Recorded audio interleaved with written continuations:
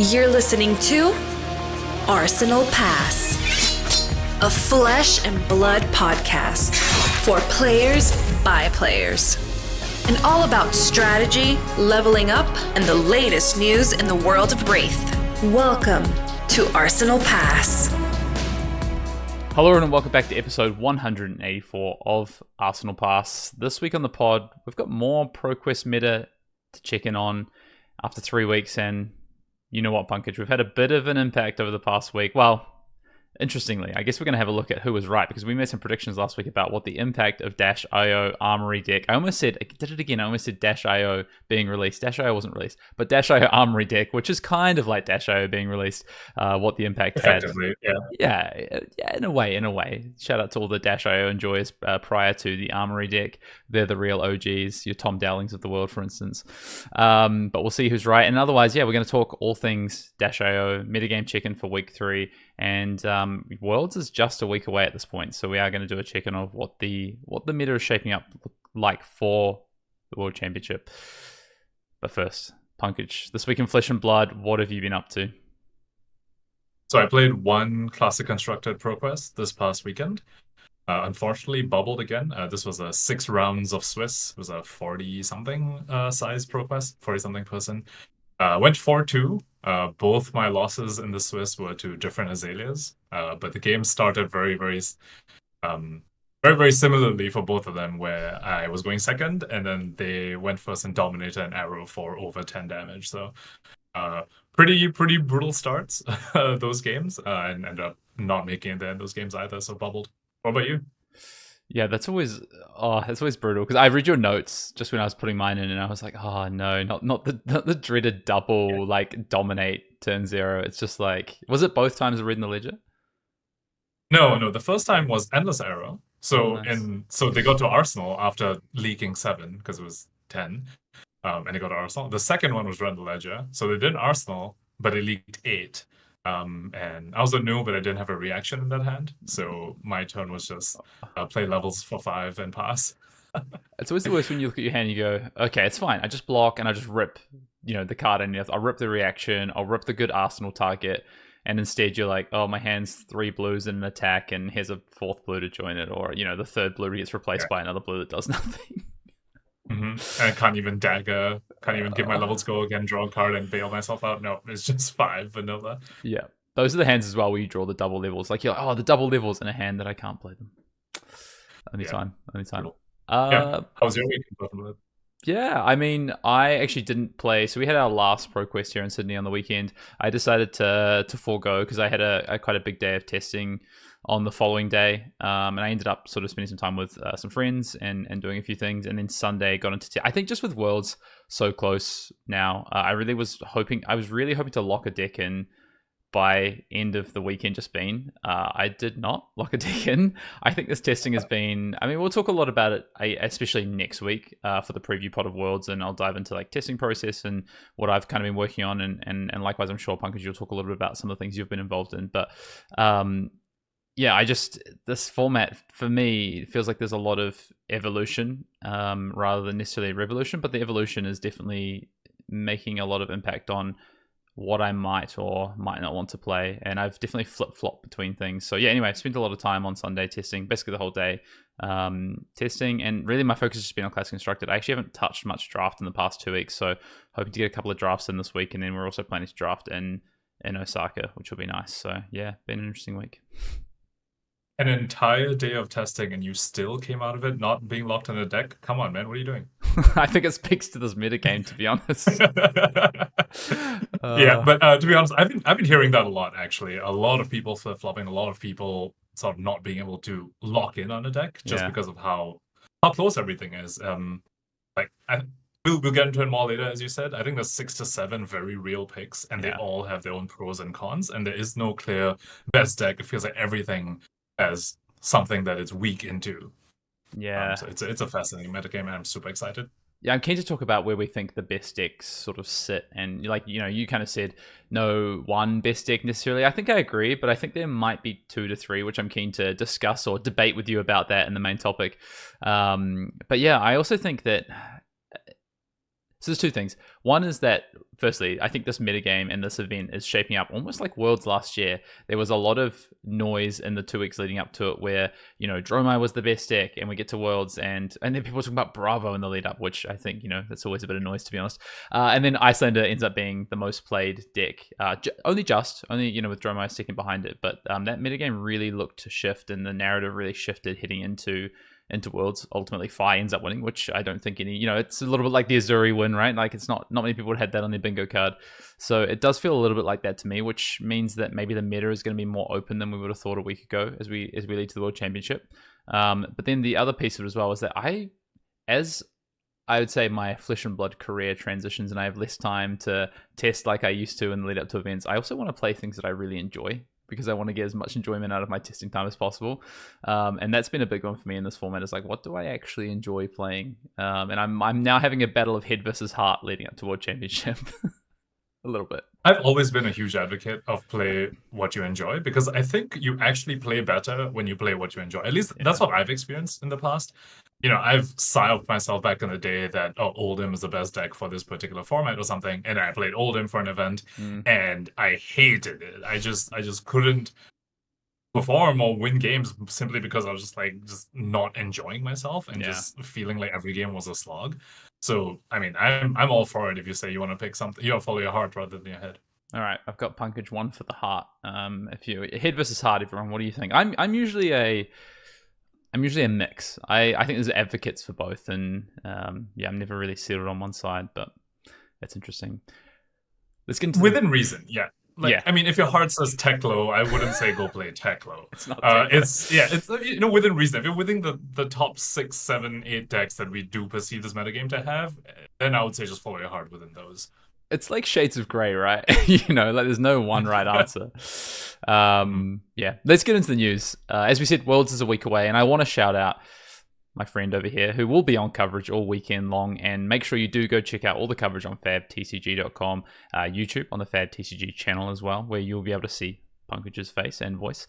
One of my favorite things, for me, obviously playing in a lot of these events, is watching back the coverage afterwards. I usually do in the airport before I leave, or the weekend after I get home. I usually have a bit of a session watching through the coverage, and I'm sure many others will be on that. But if you don't get a chance to watch live because of time zones, etc., I think always great to watch back and check out coverage. What are you most looking forward to about being on coverage this coming weekend, or next weekend rather?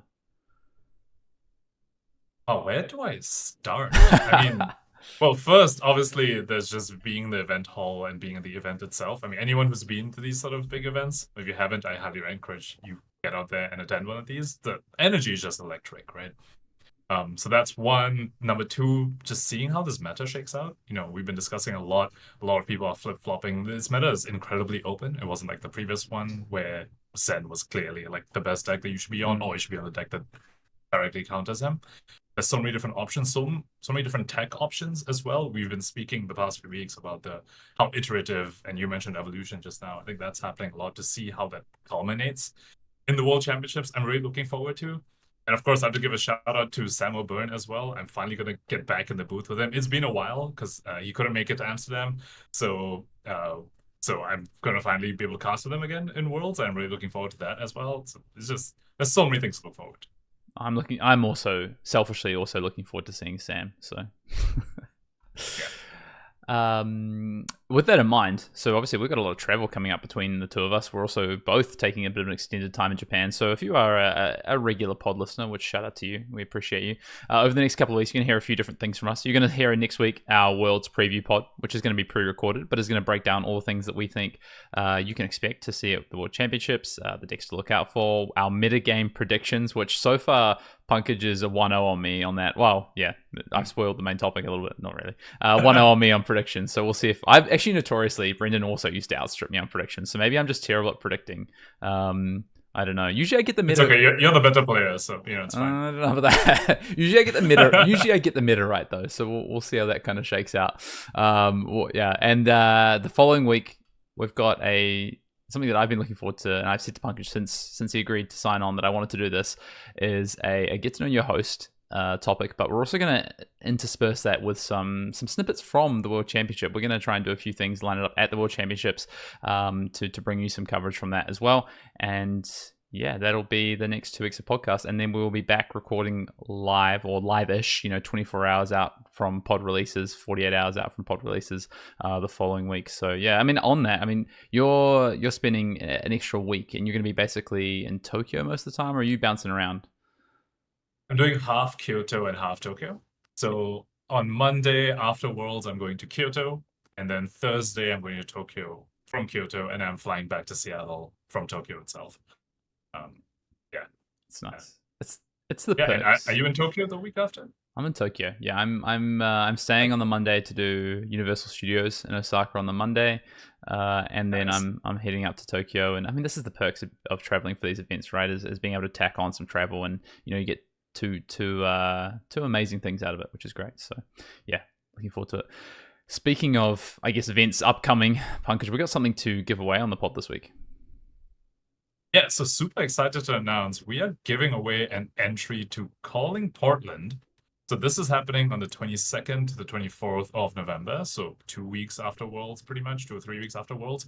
And this is Flesh and Blood's 50th calling, so they're doing something a little bit special. Instead of the gold foil to the winner being a Bounds of Justice, as it has been recently, it is a gold foil Crown of Providence. So super exciting event, 50th calling for this amazing game. To enter in this giveaway, all you have to do is leave a comment on this YouTube channel, give us a like, and guess what Hayden is going to play at the World Championships next week. Wrong answers only. Wrong answers only. I said to Pankaj before we started, no one cares what I'm actually going to play, but wrong answers is always entertaining for us. So yeah, get yourself in the draw for that. I mean, it's so exciting to have the calling. First of all, more callings on the West Coast, selfishly, but also I think the West Coast deserves these events more regularly, and to have the 50th one is a very special thing, I think. I'm looking forward to it for sure. I'm going to be playing in this one, not casting it, which is always a treat for me. Like, I love when I get to actually play some of these big events, so looking forward to that. And wrong answers only means you can't guess Max, because Hayden's probably going to play Max, just knowing him. By the way, are you making it out to Calling Portland? I know you were thinking about it at least a few weeks ago. Yeah, I was. So it's actually my birthday that weekend. It's my birthday weekend, and I was trying to line it up as maybe a little bit of a present to myself and a little bit of travel. But I've just started a new job recently, and a bit of travel in November, and I'm also getting married in February. So I've got a lot of things coming up. So I've decided to sit this one out, which is kind of gutting because I love Oregon. I love Portland just in general. The time I've spent there has been fantastic in my travels, and I'd love to get back there. So the next time there is a calling on the West Coast, particularly the Pacific Northwest, I'm going to be doing everything I can to get there. This one just wasn't going to line up, but I feel like it was almost perfect. It's like my birthday weekend. It's the 50th calling. It's in an area of the US that I really like, but it just can't do it this time, unfortunately. Yep, life happens, I guess. But yeah, the next one, I'm going to hold you to that. All right. I'll be there. You're going to try best to make it out. All right, moving on to our Command and Cookout section. This week's question comes from Calum SLZ. Is there a good set of tips to converting in top 8s? Feels like I've been able to regularly make at least one top 8 per season, but always seem to get knocked out unceremoniously in the quarters. Is there something I'm missing in terms of gameplay or mental state? All right, Hayden, as someone who's made a lot of top 8s, being you, what are your thoughts on this? To be fair, I can resonate with making top 8 and losing a lot. Honestly, I used to find that a lot. So I played Magic before I played Flesh and Blood, and I would say the ProQuest equivalent, they were called PTQs back in the day when I played. I found myself top 8ing a lot, but losing in the quarterfinals a lot. I think I kept a tally at one point. I had lost like nearly 20 quarterfinals or something of PTQs, and only lost like 3 finals because that's all the finals I'd made. But I think one thing so if I compare that to Flesh and Blood, where maybe my conversion has been a little bit better from a personal standpoint, I can speak to the things, and then I guess I also have some things that I think are worth keeping in mind. I think for me that transition really came more in what Callum's kind of pointing to in the second part, which is like mental state and the mind piece of it. And I think I'm quite big on like sports psychology. I don't know if you're familiar with much around sports psychology, Pankaj, but there's a lot of things now, a lot of research out there around mental preparation and winning mentality and these sorts of things. And some of it can go really far and really deep and be a little bit ridiculous at times, I think. But I think setting yourself up to walk into your event without any distractions, first of all, is like the best thing you can do for yourself and give yourself the best chance from a mental side of it. So I think there's two things. There's like your preparation side around like the deck you're going to show up with, your game plans, your readiness and preparedness to actually play your games out physically with your pieces of cardboard, right? And then the second part of it is what's your like mental state and your mental side of it.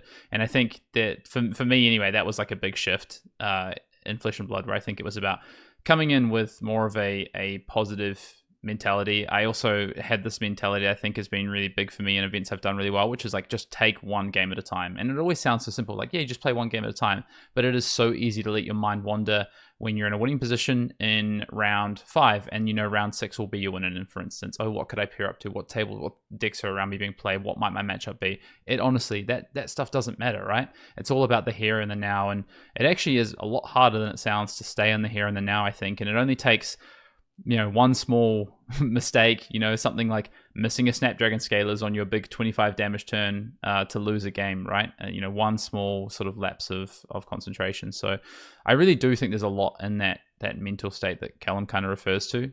But yeah, I don't know. Maybe we can split it up. Anything you any thoughts yourself, Pankaj, around the mental side of the game? Yeah, I want to echo what you said there as well. I think particularly once you start, I think the first loss, like once you're in the X1 bracket and then you start mentally tracking, wait, how many more losses can I rack up before I'm no longer live or top 8? I think that's a sort of snowball effect that leads you down the road of what you're talking about, where you're no longer taking one game at a time and you're playing a little bit scared potentially. And that's something you need to try and avoid. And I also want to talk about just managing expectations, right? It's a card game after all, so there's going to be lots of moments where you may not have had the agency that you have liked. Maybe you got dominated Red Ledger turn 0, right? And just leaked 8 and couldn't do anything in your turn. Stuff like that do happen. And for me, the expectation I sort of have started to try and have going into these events is having fun more than saying I want to make top 8 or make the finals. I want to show up and being like, you know what? I've brought this hero that I really like. I brought this deck that I enjoy playing. And I'm going to manage my own expectations, and I'm just going to enjoy the games I play and play the best I can. I think that helps a lot as well. Yeah. I really like what you said about, enjoying, I guess, setting yourself up to have a good day, like, and not letting those losses snowball. I had an experience recently where I showed up to ProQuest, lost. I think I won round 1 actually, and I lost round 2, and just wasn't particularly happy with like the deck. Wasn't feeling it. Honestly, the vibes were low. The vibes were off. The vibes were low, right? And I got into the next round, and honestly, the first thing I thought of when I was shuffling up was like, this matchup's probably fine. If I lose this, what am I going to go do for the rest of the day? You know what I mean? Like, I was already thinking about having lost the game and what I was going to do with the rest of my afternoon, which, honestly, I had a great afternoon and went and got some food and it was fine. But, that's already setting myself up to not be successful, right? As opposed to, hey, I'm about to play this game, going through my thoughts on the game plan, making sure that I'm set up to not make silly mistakes, set up to remember some of the things that maybe I'd played in testing or I'd heard about this matchup, for instance, or all those things. So it's I think from that mental side, there's a lot you can do. It's really small wins, and they're less tangible than some of the gameplay pieces, but honestly, some of them are even more important than the gameplay pieces. And I think there's another aspect to this as well, which is at a certain point you sort of do get desensitized to these sort of things. I think that just comes with the more time and practice you put into this game as well, right? I don't know about you, but at least like for me, the first time I went to an armory, I was super nervous. I was like nervous as heck. And the first time I was like 2-0 at an armory and I was like playing for the cold foil, I was just like freaking out. I was like, oh my God, I can't believe, I'm finally like undefeated at armory. I'm live to get the cold foil. And then now that's not something. I don't feel that way anymore when I go to an army and have that result. But the first time, my first top 8 at a ProQuest, for example, I was feeling that again. And just once you start making more and more top 8s, eventually you just get a little bit desensitized to that nervousness, and you play a little more naturally and just a little more comfortably in your zone, and that obviously helps you move past whatever your current hurdle is as well. So my other piece of advice or answer to this question is keep playing and keep practicing. Yeah, I really like that. I think I'd even compare that to. I remember going to Pro Tour #1 in New Jersey, and I remember having like just a brief conversation with Tarak Patel, and I was like, I think I was saying, I was feeling like a little bit nervous about my round or something. And he was like, I don't really get nervous at these events. He's played multiple Magic Pro Tours, a lot of these big events.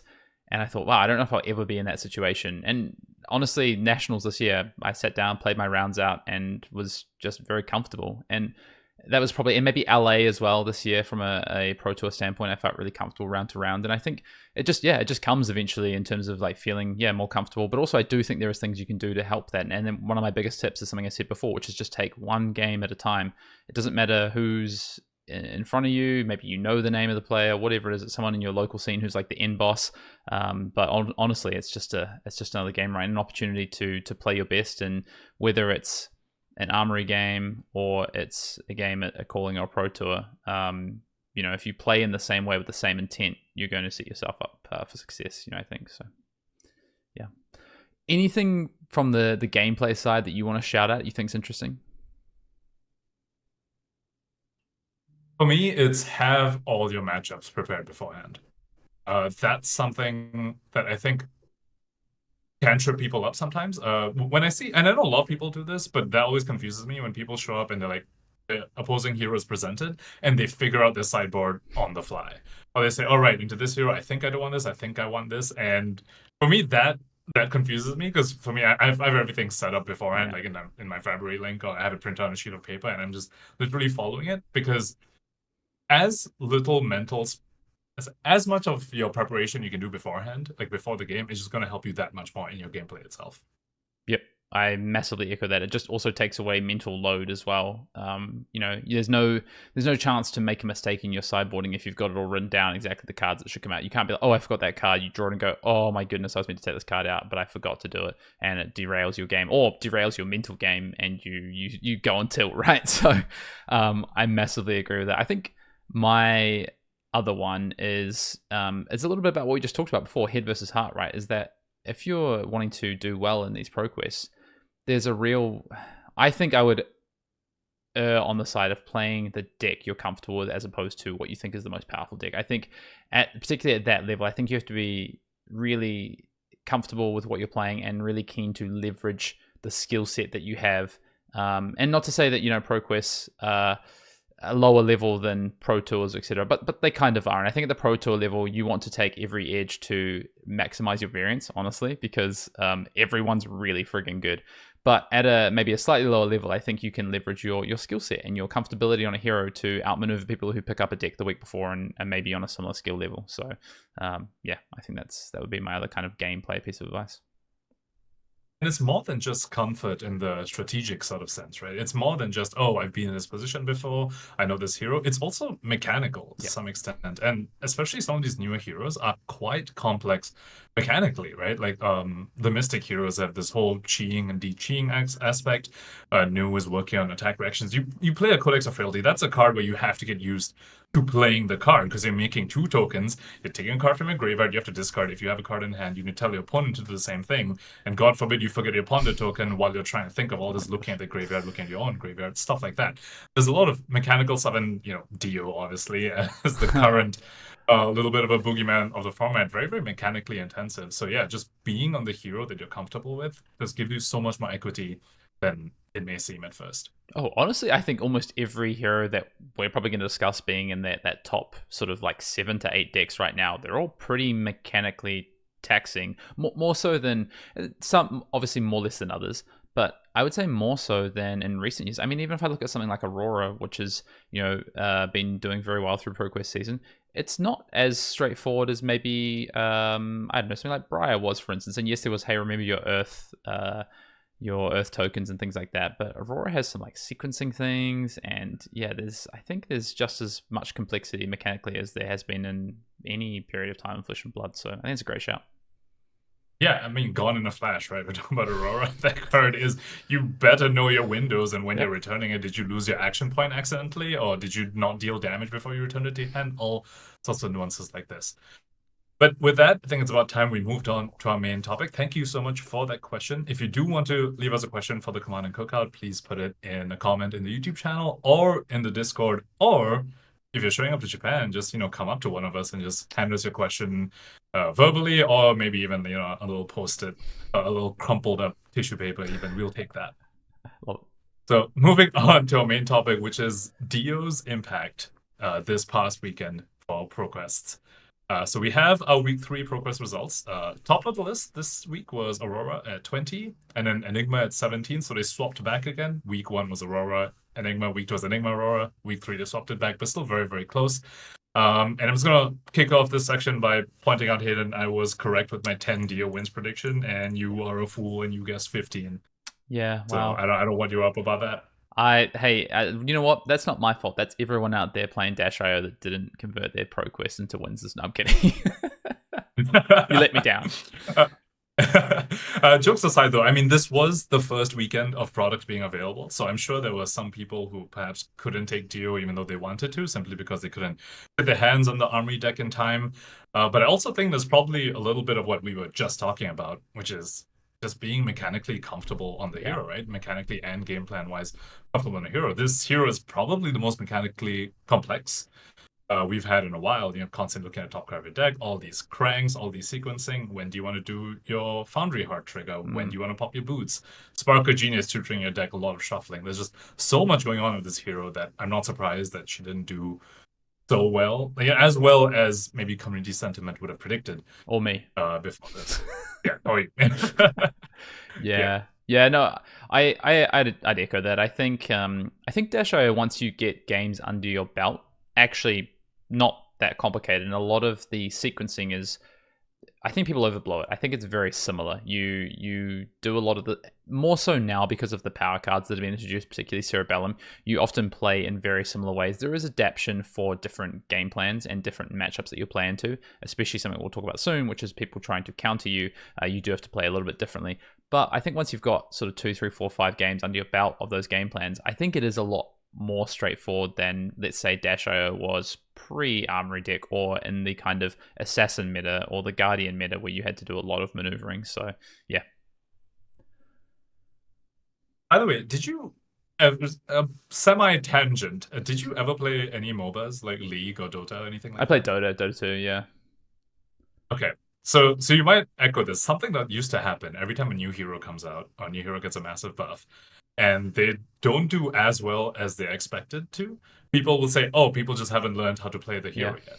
But if they do a little bit better than what people expected to, other people will be like, oh, it's because other people haven't learned how to play against it yet. And it's just, it's kind of just whatever pushes your own narrative. I do want to, everything we said earlier about the mechanically and like having a game plan set, I do think that to some extent also applies on the other side. So I'm sure some of these wins were also gotten because the opponents hadn't actually figured out what is optimal game plan into Dash.io. Like, one thing I want to call out particularly is how many Enigmas were on Essence of Ancestry Body, for example, right? The red one, which I know like these days in testing groups it's coming up, but how many people were playing that on the first weekend? Maybe a bunch of Enigmas who weren't privy to all these testing groups that had proficient Dios in them. Yeah, that's a really, I think you're so right. Like, you can fit the narrative whatever way you want. It's the most dangerous thing, I think, in semi-professional games or professional games, that you can really, especially when there's so much data available to you. I think if you look at like other sports, especially like physical sports, there's a lot less kind of, your variables are a lot smaller. They're like, what happens when you kick the ball? Does it go left or right? Like, what part of your foot does it bounce off? And you get to do that thing 100, 200 times in a game, for instance. So that, there's like the repeatability of the variables, and they're very small. And in things like Flesh and Blood, there's so much information, and there's so many different unique combinations of things that can happen in a game. I think you can honestly just move the narrative whatever you want. I will say, the reason I predicted IO, so, IO was 6th most winningest hero last week in ProQuest at 10 wins. I said 15 because I thought it was going to be the 3rd most winningest hero behind the top 2, Aurora and Enigma. So to me, it is a little bit surprising that it falls quite that low. Obviously, to you, not as surprising. But there is a lot of bunching near that top sort of, or the next 4 heroes after Aurora and Enigma? Yeah, I guess 10 partly because I kind of reduced it a little bit. I think a power level is a little bit higher than 10 wins, but I reduced it a little bit because I don't think people would have the paper reps that they would need to pilot this hero effectively, and also to some extent the product availability as well was why I kind of reduced it a little bit. So I guess with that being said, what's your predictions for this coming week then, for the 4th week of ProQuest? Yeah, so what do we check? So you had Aurora, Enigma, then Florian, and then Viscerai and Nu are pretty equal, and then Dash.io and Azalea are equal, and then it's a big drop-off. I think, you know what? I'm going to make a shout that Enigma, it's like the 2-horse race right at the front. Enigma and Aurora, they're battling each other. One's in front, nose in front, nose in front. I think Enigma's going to nose in front again this week, maybe just, as people adapt to probably what Auroras are doing into Enigma, honestly, which we can talk a little bit more about. But also I think people are picking up some other things like Nu, like Florian, and I think they can build those in ways to be good against Aurora. I think we're going to talk a little bit about Zen as well. I think that's had some traction over the past few weeks. So yeah, I think I would expect to see those. Also, my experience is that Dash.io is very good into Aurora, and I think we might see more people play Dash.io with product availability, card availability, all these things this week, and I don't think that's necessarily good for Aurora. So I'm going to say, yeah, Enigma, what about you? Well, I phrased that question terribly. My bad. What I meant was your prediction for number of Dash.io wins. Oh, for week sorry. 4. Yeah, so we predict again. 14. Last week's prediction. Yeah. 14. 14. Yeah. Okay. I'm gonna do 12. I'm gonna give it 2 more wins. Okay. Give it a bit more for what I spoke about. I think a power level is a little bit higher, but I also expect more people to have game plans now than this past weekend. So I don't want to increase that too much, basically. I think especially people who are intending to travel to the World Championship and maybe are getting one last ProQuest before they go there, I think all of them are going to have plans for Dash.io. I think it's been a big focal point in majority of testing groups.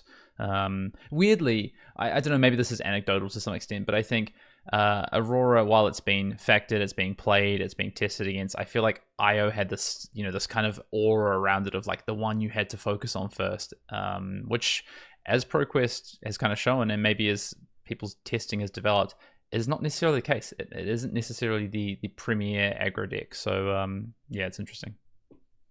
Yeah, she's a lot more targetable. And I think we touched on this last week as well.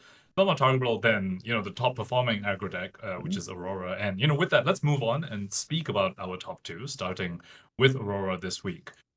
Is Aurora the best aggro deck, Hayden? Yes and no. I think it's the best pure aggro deck. What does that mean? Do you want me to elaborate? Yeah, of course I want you to elaborate, because I see Aurora. I see a very effective combo package in Aurora. Yes. So I'm not sure what you mean by pure aggro deck. So I have a different definition, I think. I think even the combo, which is the Flicker Wisp Arc Lightning sort of mini combo, right? It's a damage outputting vehicle, right, to spike damage. And the setup is really, I put one in Arsenal, I wait till I draw the other one, and like hope that my hand is pretty decent and I'll play it. Hopefully I have one blue and some good going attacks, a fry and whatever. I'll use my gold token, etc. I think that's kind of your mini combo, right? And I think that what Aurora is trying to do turn over turn is present damage, and even when it's trying to set up for future spike damage turns or to stack its deck, maybe to have a good density of damage second cycle, is still aiming to do the same thing. Attack with my attack with my weapon. On the flip side, I think IO is trying to ensure that it can deal enough damage before it runs out of the resource, which is not its life, but its deck. And I think for that reason, IO is a bit more of a combo-based aggro deck, purely as opposed to a pure aggro deck, because it requires you to attack them on 2 fronts. One, which is damage that you're putting on the table turn after turn, but the other is your hangover damage that you're trying to set up to push through damage turns. So I think that's kind of what I mean, and maybe that's a bit of a cop-out because I don't want to decide which one's the better aggro deck, because they are both aggro decks to an extent, but that's what I'm going to go with. I think that makes sense. I think, yeah, your definition of pure aggro deck with that taking into account, yeah, I can see it. Even Viscerai, to some extent, isn't the purest on that front, because he does... There are definitely often game states where he just wants to set up a little more, depending on how the opponent's playing, or even just how his hand's lined up, right? It's like, oh, it's Mordor become the Arknight, read the runes. Cool, my hand just does this. I'm gonna set up for a little bit. Yeah. And Zen, of course, who I think is the other aggro deck that's floating around the meta, is a little more mid-rangey, right? He's actually bringing some D-Reacts into Aurora and that. So cool, I can go with that. But you said yes and no to best aggro deck. I'm not letting you get away with that. So why would she be in contention for yes aggro deck, of best aggro deck, and why would she perhaps not quite hold that trophy? So I think it's pretty tight between Io and Aurora. I think Aurora, they just have some slightly different matchup spreads, and I think that's actually really relevant. I think the biggest piece of it is that I think Io has a higher ceiling. Its damage can be absolutely insane, but I think it also has a lower floor, and that's because it's more targetable. Whereas Aurora, as we spoke about, especially on that pod that you joined me first as a guest before you joined permanently, we talked about how tough it is to target Aurora. You know, Warmonger's Diplomacy is a $100 plus card apparently, and it's I think everyone wants to play that card because it's really effective into Dash Arrow, it's really effective into Viscerai. How effective is that card into Aurora? Not very effective, right? So some of the biggest aggro hate out there, like we spoke about, is not as effective. Even you spoke about something like Weakest Link. Yeah, sometimes it hits, sometimes it doesn't, right? In terms of they just don't care. Sometimes they do. So I think that's kind of for me why it's not clean cut. And the other piece of it as well is because I'm not sure that either of them are the best deck in the format. And actually, I'm sure I don't think either of them are the best deck in the format. So they're both trying to work out how do I target the best deck, and then what's the rest of my matchup spread. I'm not sure if there is a net best deck in the format at all, to be honest. But I do want to echo the stuff about Aurora. I think in particular, she just seems the most resilient. She has the flatter matchup spread out of the two, which is that maybe into the other aggro decks, you'd rather be on the Dash IO side. But to anything that's not an aggro deck, you'd much rather be on the Aurora side, like into Nu or into Florin and Enigma, for example. I think you'd rather be on Aurora because you have a much less chance of just getting fatigued and losing the game based on like random banishes off the top and stuff. Then Dash IO is like, Aurora just has a better game plan, just things that are not aggro decks. So in that sense, a matchup spread's just a little bit flatter.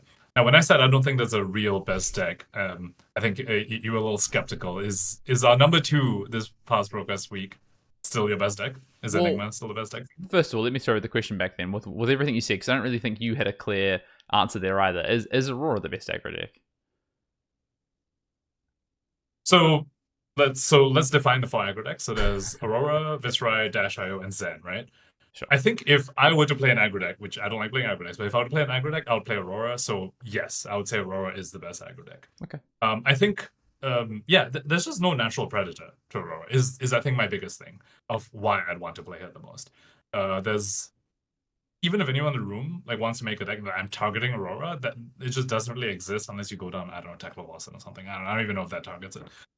You target it by dealing more damage than it does. That's how you target it. Because its damage output is not as high as some of these other aggro decks. That's really how you target it.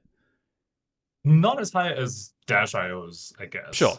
But into Viscerai, I mean, yes, but like those games kind of last like 4 or 5 turns anyway, so it's really just more what's the top 16 cards of a deck a lot of the time. Yeah. So yes, she's maybe a slight under. I do agree. In the aggro mirrors, she's a slight underdog.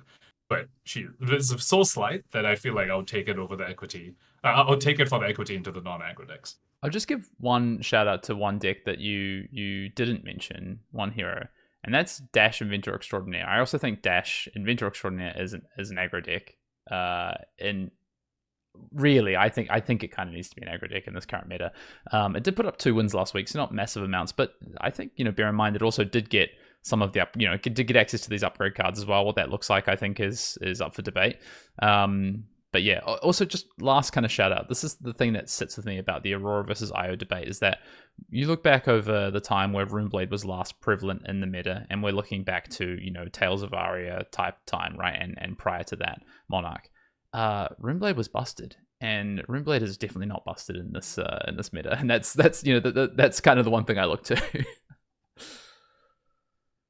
So moving back to Enigma, then, is that still your best deck of the format? Is that who you still think is the best deck?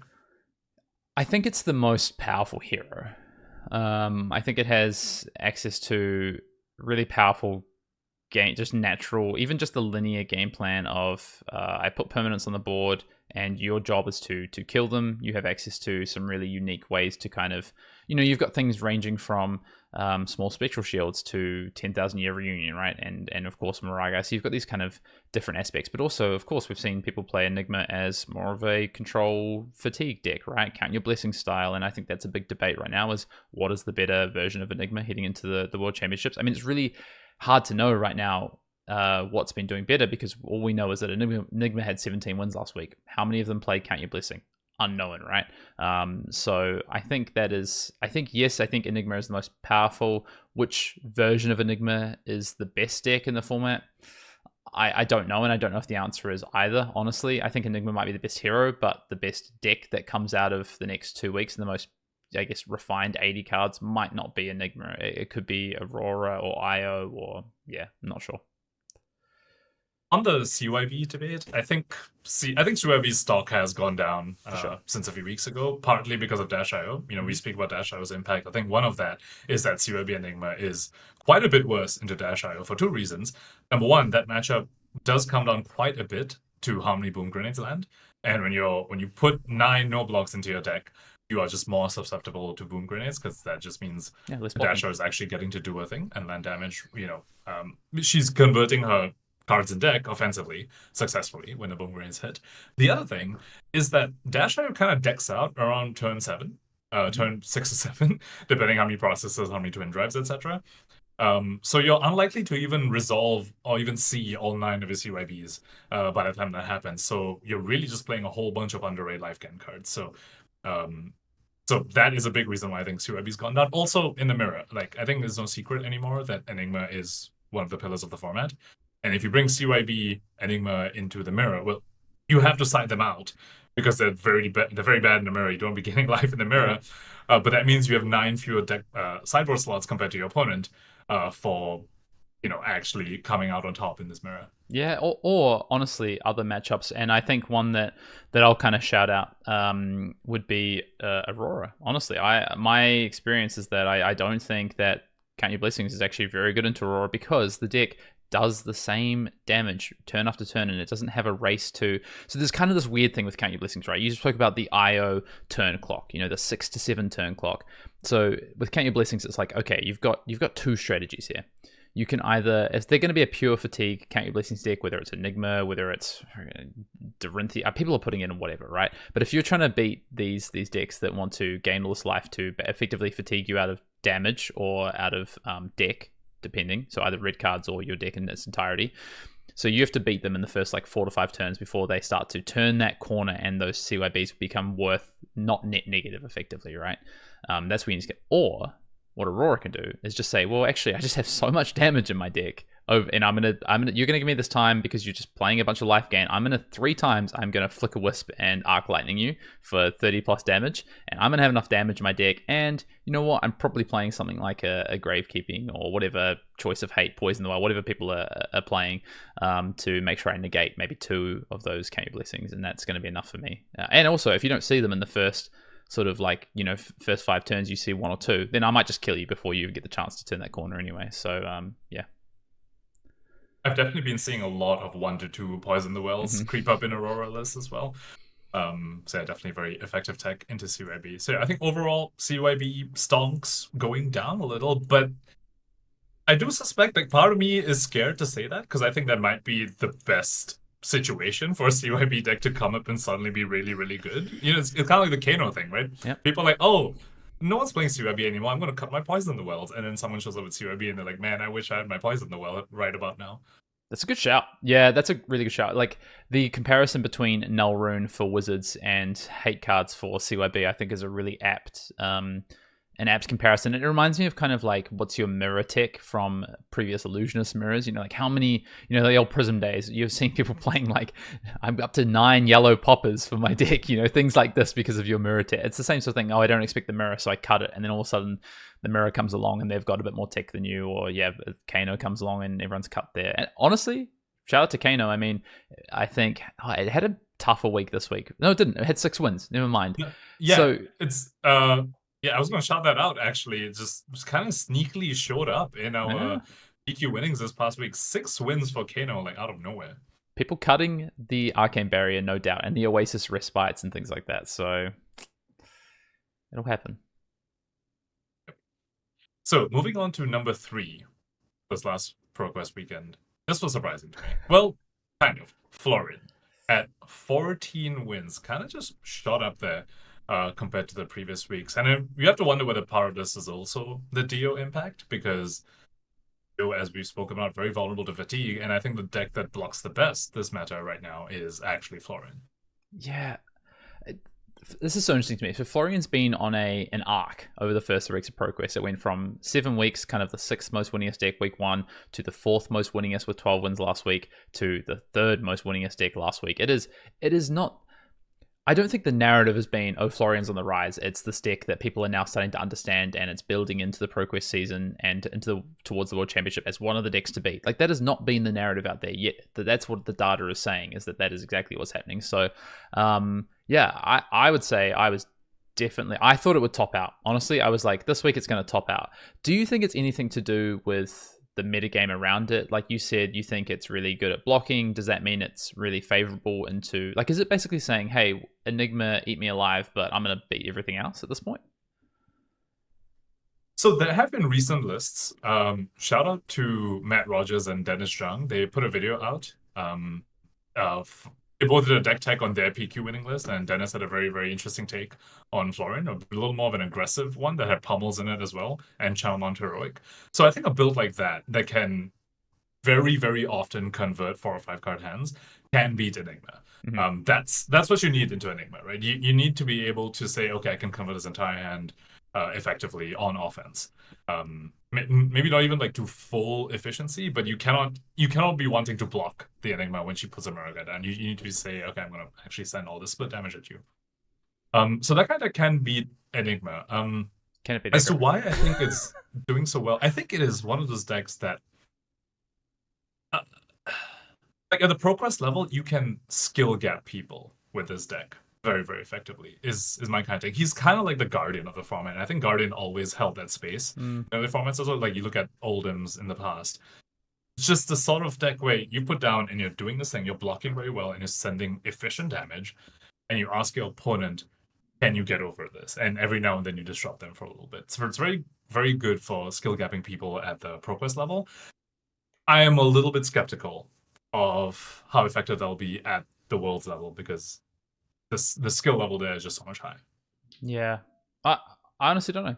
I'm a little bit unsure right now as to where Florian is, first of all, going to land in this last week of ProQuest. I assume there's less ProQuest this weekend. Just naturally, I assume a lot of stores would have scheduled less because it's the week before World Championships, and often the 4th week tends to anyway be a bit of a slight down week. You usually see a bit of a curve with ProQuest. But yeah, I don't know. I'm a little bit. I need to do more testing in this. I would say right now my gap before the World Championships is to an extent is Florian, and I need to spend some more time. I'll tell you what, I'm not playing Florian at Worlds, but I'm definitely going to make sure that I've played enough games into it with the kind of choices I'm looking at. That's what he says now, Chad. Don't believe him. Yeah, what's this reputation I have or something? All right, so speaking of sneaky inclusions, we already spoke about Kano, who, by the way, is a lot more legit than people think. I managed to get some games against Margin Bay, obviously, famous Kano player. They've just stocked up on potions now. They're like this merchant hero or something, like trying to cosplay as that, and they're only 8 to 9 potions. And once you get 2 or 3 on the field, you kind of just die. Is what it feels like. He's a lot more legit than you might think. But the other sneaky inclusion, Prism, Awakener of Soul at 5 wins. Yeah, is Prism secretly going to take Worlds by storm and actually be really... I was thinking about this the other day when I saw that result. I thought, everyone forgot about Prism. But actually, if you can work out how you want to play Prism into Enigma, and if everyone's on these Count Your Blessings lists, and if that still remains really popular, that's pretty good for Prism. I think and if people aren't playing Incidental Poppers, which honestly a lot of decks aren't, because they're actually cut. Like a lot of decks aren't playing, I play my 3 of CNC and my 3 of Weakest Link. Like I think people are moving away from that because Weakest Link is maybe not that effective in this meta as it may seem to be. CNC is always going to be good, but is this the best meta for it when people want to block naturally with 2 cards a lot of the time? And becomes this thing of like, actually, is Prism secretly really good and maybe one of the best decks in the format right now, but people just aren't playing it. So the problem is 3 out of the 4 aggro decks can't run CNC or Weakest Link, right? Aurora doesn't have the blues to support it. She's at like 6 to 8 blues. For Viscera, he just wants all Runeblade cards, and Dash wants all Mechanologist cards. So yeah, none of them are running those very, very generic tech cards, right? It's kind of just Enigma. And when we talk about these aggro decks, it's sort of being in a very, very aggro heavy matchup. Prism, on paper, can raise, right? 100%. She has, when the heralds hit, they are incredibly efficient. They all say +4 life on hit, and of course Herald Erudition is still a card, and ALS when your opponent tries to take a big turn can obviously blow them out. Not Dash.io because she just spits out action points, but the others for sure. So I can sort of maybe is it a stretch? Twist. I can sort of like twist my own beliefs like intentionally and be like, sure, maybe I see Prism winning aggro mirrors, but I don't see a world where she's beating Enigma, even if Enigma's on CYB. It's still just I'm not super convinced. I was definitely very shocked that she got 5 wins this past weekend. It's also much harder to race when you don't have tomes to just stock up after you hit and play 2 more heralds afterwards, or play Herald Angel Herald, for instance. So it's like, yeah, it's not quite. It ain't what it used to be. That's for sure. All right, I'll let that one lie then. Like she's a 32 life with no fridge. Yeah. Aurora's walking around with 40 life and 9 block on fridge. So it's not just an 8 life deficit anymore once you count that. Good point. Now, moving on to surprises. Well, we did speak about surprises, but even more of a surprise for me personally was Zen's win rate being so low. Only coming out with 4 wins, which I think is higher than last week. Last week it was 3. But just at 4 wins this past weekend. Do you have any thoughts on that one? Yeah, I've played a little bit of Zen. I played it at the ProQuest a couple of weeks ago, and I think Zen has a spot in this meta. I just think it's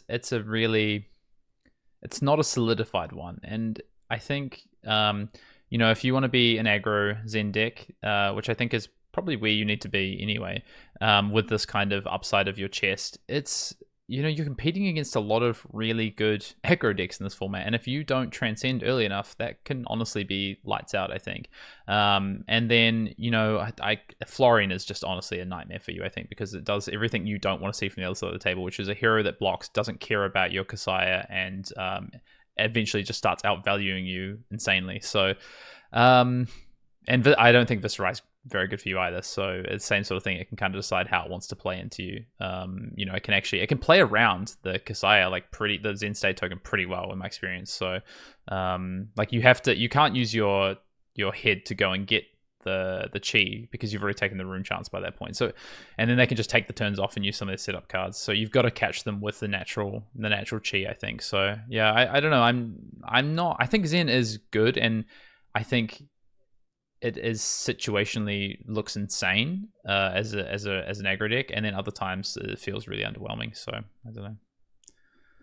Interesting. I feel like in the Zen Viscera matchup, I'd rather be on the Zen side more often than not. You're right that blocking with the Traverse to go get your chi can be not the greatest sometimes because you've already taken a bunch of rune chance, but if it's like a moderate turn or something, you're still, once they've already committed their first round attack of the turn, you still end up preventing a lot of damage. But there's also play lines where you just make the Zen stay on your turn after they've taken all the damage, and you're just holding his chi. Like, you can sequence in a way where you save your tutor for at the end of the turn, and you see that they've leaked all this damage, and you just say, keep a 5-card hand, I'm gonna make a Zen state. And they might they might take a turn or two to set up while the Zen state out. Like Viscera can do that, but I think in an aggro race, you're still happy if your opponent just gives you 2 back-to-back 4 to 5 card hands, right? To me, Zen is kind of in between Aurora and Dash.io, where we spoke about how Dash.io with the aggro mirror is typically a little bit ahead. I think Zen is in a similar spot, not to Dash.io's level though, but into Aurora and Viscera. I think I'd rather be on Zen than either of the 2 rune blades. Yep. But similar to, but he doesn't have Aurora's resiliency, right? I definitely don't want to be Zen against a new, for example, whereas Aurora has a bit more of the resiliency. So he's kind of like in between, and I wonder if that's maybe that spot is either just not very attractive for people to pick up the deck, or whether it just means he's not filling either spot properly. He's not the best aggro deck in aggro mirrors. Neither is he the most resilient aggro deck. Yeah. I think what you'll end up finding is once you've refined your Zen deck. I guess I was saying that Viscerai is counterplay. I don't necessarily think that Viscerai is like heavily favored. I think that matchup is like pretty close, I think. But I think, yeah, where does Zen end up? Like, if, like, honestly, I don't know what your plan is into IO. And if you start to lean less aggressive and try to put defensive cards in and be like, well, I'm going to surprise fatigue using Zen state, I don't know if that's, I don't know if you can do both, for instance. And then if you're going to go back to being this pure aggressive deck, then are you just saying, like I'm a 30%er into IO or something, I'm a pretty big dog. And then the Enigma matchup on paper seems really good, but I'm not sure in practice it necessarily is, depending on the setup of the Enigma deck. So, I think Zen is definitely good, but I just don't know if without a sort of more settled metagame, is it the best choice? Because you need to try and fit everything into your 80 cards. I agree with that. He does have a lot of fluctuation in his list still going on as well. Whereas I think the other ones, maybe not Dio, but at least Viscerai and Aurora are starting to coalesce a little. They're starting to figure out the game plans a little bit more than Zen is. Yeah, I think Dasho self-builds about 50, 55 cards-ish, I think. But yeah, there's still a decent chunk of fluctuation in there. Yeah. Next, I do want to shout out the Warriors for getting their first PQ win of the season. Oh, poor Warrior players.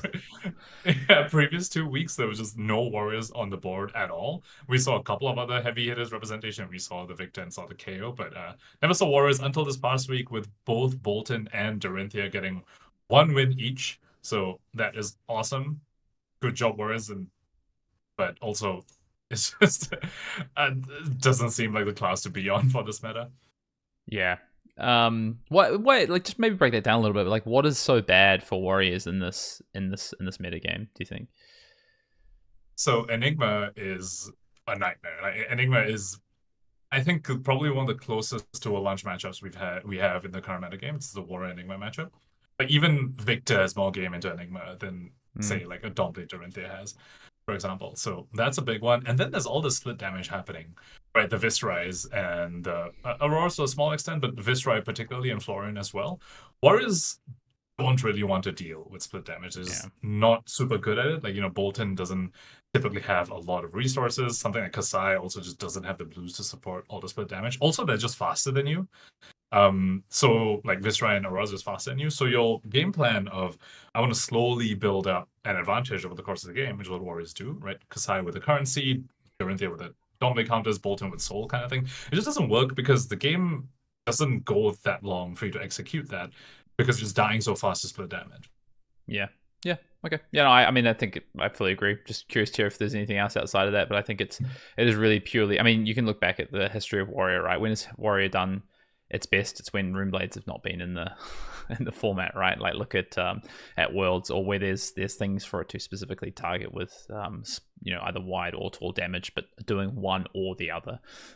So yeah, I know you wanted to talk a little bit about maybe some of where the meta is shaking out, and I think you have a bit of a takeaway from all the ProQuest data and your testing so far. Yeah, I think there are 6 very, very viable decks. I think there's 6 top decks right now. And maybe there's a very close 7th. But the 6 I'm talking about are Aurora, Viscerai, Dash.io, Zen as the 4 aggro decks, and then Enigma and Nu as the non-aggro decks. And then, looking at the results, maybe Florian's a close 7th, but I'll regain my thoughts on that. I'm not entirely convinced. Do you have a list like this, or do I just talk about these 6 that I've presented? I do. I have 2 additions, but I want to talk, because we haven't touched on Nu or Azalea yet. So let's just quickly touch on those. So what for you is putting Nu in that top 6 of your viable decks right now? So I think Nu has a very good matchup. Just looking at the rest of his top 6, right? She's got a very good matchup in Zen and Dash.io. So that's 2 there. And then she has a positive to even matchup into Viscerai, I think. And then an even to slightly unfavored matchup into Aurora. Mm-hmm. And then an unfavored matchup into Enigma. And I think as far as spreads go, if you just look in comparison to the others, that is just a very, very good spread. Even it matches the spreads of the other heroes in this list. Yeah, that's fair. How you said even to maybe slightly favored against Viscerai. So even if Viscerai kind of wants to sit back and build up counters, you think you can pressure them enough, or rip enough cards from their hand to kind of punish them, or does that kind of depend on the Viscerized setup in terms of are they playing any defense reactions or anything like that? Yeah, it does depend on that, but I will say I think that is still in evolution right now. I think at first, when I was experimenting with a matchup, it seemed really, really fine for Nu when they were playing just normally when they want to try and exchange hands. Now, I'm starting to see more and more Viscerized pivot to trying to do more of a setup, like not really a semi-OTK, but kind of like what people used to refer to as Total Burst, where they'll spend like 2 to 3 turns setting up and then send a big chunk at you. And what I'm realizing as Nu is that if Viscerized are going to pivot to that sort of game plan, I might switch my AB piece to having a bring a second dagger and start playing Lantern. And once I bring in the second dagger, then my output can actually be enough to punish the setup. Because yeah, like once I start bringing Mistblade in and you let me get go again on my blue attacks, then my output along with disruption just shoots up. Whereas so far, if they were trying to exchange aggro hands with me, then I'm kind of usually blocking enough that I don't need the second dagger. So that's something that's still in flux and still being investigated on. But other than that, there's still just the natural thing that Nu has, where if you just give her space, eventually she's going to catch you in a moment where you're forced to give up your power card. Because like if I send the Bonds of Agony at you and you're holding a Monster Tide or Revel in Moonblood, you just have to fold the hand. Like no matter what, you just have to fold it. Yeah. And if that just happens a couple of times too many, then Nu kind of just wins the game for free. Yeah, it kind of reminds me, it's like the Dash Nu matchup. The reason the Dash side feels so miserable is because you need almost every power hand. And Viscerai's not quite in that same boat, but it's on a sliding scale. And I think, I think I can see that. I can see that. Well, let's talk a little bit about Azalea then. You said Azalea's hanging out. It's maybe not in the top 6, but it's on the fringe. It's had a couple of pretty good weeks. This meta looks on the surface of it quite hostile. Like we spoke about this the other week. The Dash IO matchup, as much as it seems like it should be, Azalea's a disruptive aggro deck. It ain't good. It ain't good. IO just needs 1 or 2 turns of not being under pressure. Not to say Azalea can't win, but it is unfavored. And I think the Count Your Blessings Enigmas in particular, and also the way people have been adapting their Enigma lists, has not been particularly kind to Azalea, where previously that had probably been maybe a favorable matchup. So yeah, that's my thoughts anyway. Where are you kind of at with Azalea? Completely agree with everything you said, and Florian as well. I think needs to be added to the list of horrendous matchups for Azalea, right? Where just counters run out of damage against UIB Enigmas and Florians, and then you can't chain disruption enough for Dash IO, because I think we touched on this a while back as well, is the fridges on these aggro decks. Like if your red ledger doesn't come for big enough, then you're just going to get fridge block. Dash IO has an 8 block one-time use fridge if she has an item to galvanize, right? Mm-hmm. With adaptive plating, Heart, Providence, and the 1 block on the new boots, that adds up to 8, which means your Randall Ledger is coming for 11, like 2 pumps, Dominator Randall Ledger is coming for 11. She can just give you the whole fridge and 1 card and block it out. So I think that sort of play patterns which these aggro decks have is just not giving her the edge she needs in those matchups. But it is also funny that we are both a bit low on her, given that she has the same number of wins as Dash IO this past weekend. Yeah. But I think it might speak to, I think Azalea is inherently powerful. I think it has powerful cards. It has a lot of value in its cards, from Codex to even Lace with Bloodrot, which is a 0 for 5 if it connects, right? There's a lot of value and damage in these cards. How that translates at a level where people understand how to maybe block slightly more efficiently, but also play the ebb and flow of a game. And I think a lot of people often they misplay into Azalea. Honestly, they try and throw the first time everything at the first red in the ledger, but without realizing that they need to find the right turn that has the biggest impact for them to use their fridge, for instance. So all these things. But yeah, I just think Azalea is generally just powerful. So I think it's always got to be in the mix, unless the metagame shifted massively back to like Guardians and Illusionists, etc. But I think it's always got to be there. I had 2 others to talk about. So maybe I agree with you that I think this is where I see things right now. I think Aurora, Dash IO, and Enigma are the best 3 decks in the format. That is kind of my view right now, and I think maybe Enigma is kind of ahead. I think that next tier looks like Zen, Viscerai, Nu, and Florian, somewhere in around there. I don't necessarily have an order on those, and I think Azalea is there or thereabouts. But there are 2 other decks that I think are vying in around that maybe tier 2 almost sort of threshold, which is Dash, Inventor Extraordinaire, and Kano. We already spoke about Kano and the reasons for that. I think it is the beneficiary of people slipping sideboard cards or slipping Arcane Barrier, things like that, and it's still just a very powerful hero. But yeah, Dash, I think, is also a reasonable player. So sell me on Dash IE, because you did mention you think she should be built as an aggro deck. But also we've been speaking about how all these other aggro decks like the Viscera and the Zens and Auroras kind of just aren't as good in the aggro mirror as Dash IO is. They're just not as fast. So where does Dash IE land in this little aggro pentagon, I suppose? So I think one of the interesting things about Dash Inventor Extraordinaire is that you get to start with your opponent on 6 less life, right? Like that is kind of the hero power if you're playing aggro. You start with Tickler Pounder and play. That's one of the big reasons I played it at Nationals this season, was like, I'm going to play, at the time, it was the aggro deck that had the, aside from Zen, that had the best damage, right? And everyone was out to target Zen. So I was like, okay, here's a Dash package. I think... Also T-Bone. T-Bone's insane. Yes. Was insane against Zen. Yes, T-Bone. I think T-Bone's still pretty reasonable as a card, to be honest. But yeah, they're basically that thought, right? Of you get to start them on 6 less life, and then you do have just insane damage output, and you get to do it from the off, right? You don't have to set up as much as some of the other aggro decks. You don't have to do it in quite the same way.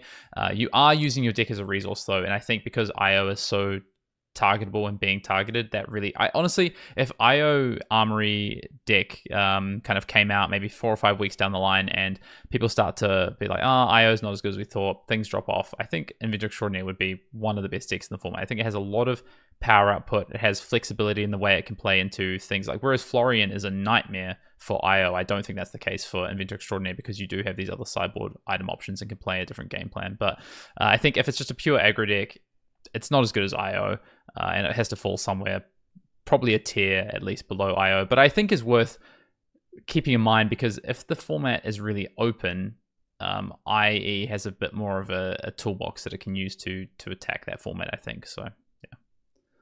So about that toolbox and the having different game plans, would you, if you were to build Dash IE, or if someone came up to you and asked you for advice on how to build Dash IE for this format, would you put the pistol package in the sideboard? The purifiers and the chambers and potentially some D-reacts too? Because I'm not sure whether you can fit all that. Yeah. And if you do, are you fast enough in the aggro races? It kind of feels like you might just end up somewhere in the middle where you're not. I mean, in terms of endgames, like you mentioned Florian. Florian has an amazing endgame too. So like, you need a good enough pistol package to beat that, but then you also don't want to lose out too much in the aggro races. Yep. We have this shorthand in our testing group that we've always used, which is like, it's got the dash problem. Like you need 90 cards. That's the dash problem. That has always been the dash problem. I think I would, in my latest build that I looked at had no, and shout out actually to a local near me, Liam, actually sent me his Inventor Extraordinaire list and was like, I think there's something here. It influenced how I was looking at Inventor Extraordinaire definitely in this format right now. I think I would build it primarily aggressively, but I think I would have some form of an item package, whether that was multiple purifiers only, no induction chamber purifiers to attack Enigma with like burst turns to try and avoid like footsteps things. If people are playing Dense Blue Mist, that's obviously a lot worse. I might have one induction chamber as the only thing, or 2 induction chambers for Florian, for instance. I'm not 100% sure right now. I'm not planning to play Inventor Extraordinaire for Worlds, so I've kind of stopped tinkering around with it, but I think I would have somewhere between 1 to 5 items. I would not play defense reactions, though. I think if you are going to try and match up into aggro, you do it as an aggro deck that has a ton of damage and can do some pretty ridiculous turns. I think that makes sense. I think previously the defense reactions with the pistol package were usually for Guardians that were trying to hit you hard or disrupt you. And that doesn't really super exist. Florian's the closest thing, but a lot of his disruption is your defense reaction isn't going to help you with that anyway. But I do want to touch a little bit about different game plans that we are talking about. We touched a little bit on Dash IE's different game plans. I want to talk a little bit about Dash IO's different game plans. Sure. Because I'm seeing a lot of potential solutions to the fatigue problem. And as we discussed, she does have this weakness that a lot of decks are exploiting, particularly Enigmas with Essence of Ancestry and Dense Blue Mist, etc. Even News, for example, are setting out all their cheese and just bringing in blocking cards and being like, can you actually kill me? If I disrupt you when you, like, every time you take an off turn or you set up, I'm going to disrupt you, and every time you don't, I'm blocking very efficiently. So other decks are coming up with solutions to Dash IO. And I want to talk about Dash IO solutions, because there are a few. Yeah, the counterplays. Yeah. There's Plasma Mainline, which is coming up, which lets you sort of get an extra counter on the Teklo core, which is effectively giving you an extra card, get you an extra counter on the boom grenade to sort of just insulate you in case they do manage to block you out this turn, you still have it for the following turn. Extra counter on server on processor, for example. So that's like one little tech piece. The system reset, which is some of those turns involving system reset are absolutely nuts, right? It's like, oh, I've used all my processes, I'm gonna reset them and use them again, like right now on this turn, and that just feels illegal. And then there's also this prismatic lens loop, right? That's just an infinite endgame loop at the end where you recur back the scrap item to put the counter back, and then there's a whole loop. There's an article about it. I wouldn't go into the full details about that, but these are all potential solutions. And I want to hear your thoughts on these different solutions, and perhaps if there's one that you favor more over the other. Yeah, I've played I've played a lot against IO and different IO strategies over this testing sort of period. I haven't played as much as I've played against it with the deck. I've been more on the other side of the fence, either being punching bags for people. Actually, I've been trying to throw the kitchen sink at IO to work out how different ways to beat it, to be honest. And I think that, there is a lot of counterplay to fatigue, and that was just natural evolution, I think, in games that I was playing and others were playing. I agree. I mean, Plasma Mainline, interestingly, actually is something that we had tested a lot for. What would it have been? It was for Dash. I've tested Dash a lot over the years, trying to find spots to play Dash. Yeah. And I can't. It was a time when Ultim was very good, and we basically tried to play Plasma Mainline to set up this like mini combo, effectively, to try and like punch through.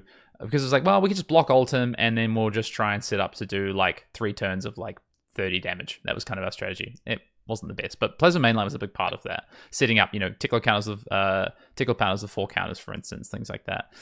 So I agree. I think that card is pretty staple now in IO against fatigue. You spoke about like the prismatic lens. I think the card's good. I think I'm less keen on the system reset. It feels a little bit janky to me, and it feels like you're just increasing your variance maybe for not as much power gain if you just played a good pure deck with some of these other cards. The other one I would shout out is Pen Script, is Penetration Script. I think that card is something that was looked at in previous IO lists, and I think was good then, and I think it's a lot better now, and I think it pairs really well with Plasma Mainline if you get to set up triple turns, and that's something that I'd seen in as I said in an IE list that I'd seen. So yeah, I think it's I think those are the cards that are probably on the table the most. The other one that comes up a lot is like playing more cards.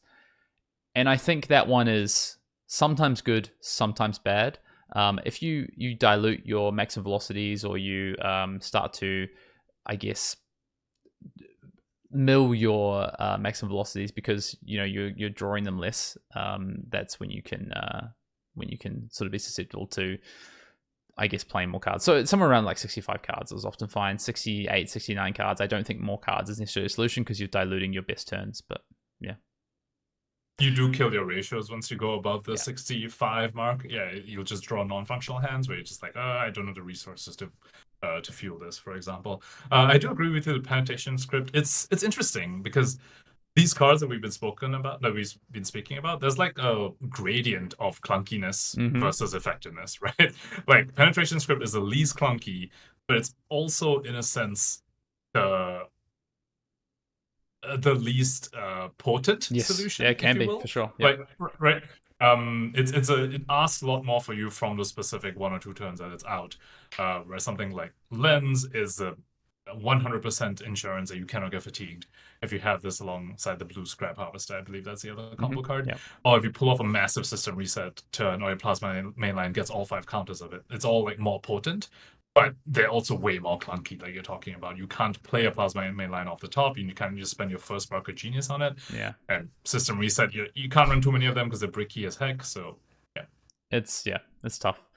Well, I'm sure we could talk about IO and counter strategies all day, but I think it's a good time to take us out of the pod, and we've got a lot coming up. We're going to be very busy, 2 people over the next 2 weeks. We've got Worlds, of course, coming up. I look forward to seeing some of our listeners and viewers at Worlds come up and say hello to myself and Pankaj, and I'm really excited for this World Championships. I tell you what, I'm not feeling particularly prepared, but there's very few events that I would say I feel prepared for. About 20% of events that I go to. So that's okay, is what it is at this point. I think a lot of people feel that way about this event, at least in particular. So you're definitely not alone there. Yeah, Maybe I'll keep I reserve the right to do some crazy wildcard audible sometime next week. So if we drop the pod next week and my deck doesn't line up, that's why. Maybe there's another Max brewing in the background. But yeah. So speaking of that, just want to remind everyone about the calling entry giveaway. Remember to enter, just leave a comment on this video, leave a like, and in the comment, guess what deck Hayden is going to take to World Championships, but wrong answers only. Wrong answers only. Otherwise, if you want to find us on X, you can find me at Fian_Dale. You can find Pankaj at Ethnic Smoke. Big shout out to all the Arsenal Pass patrons. And until next week, we'll see you in the next pod.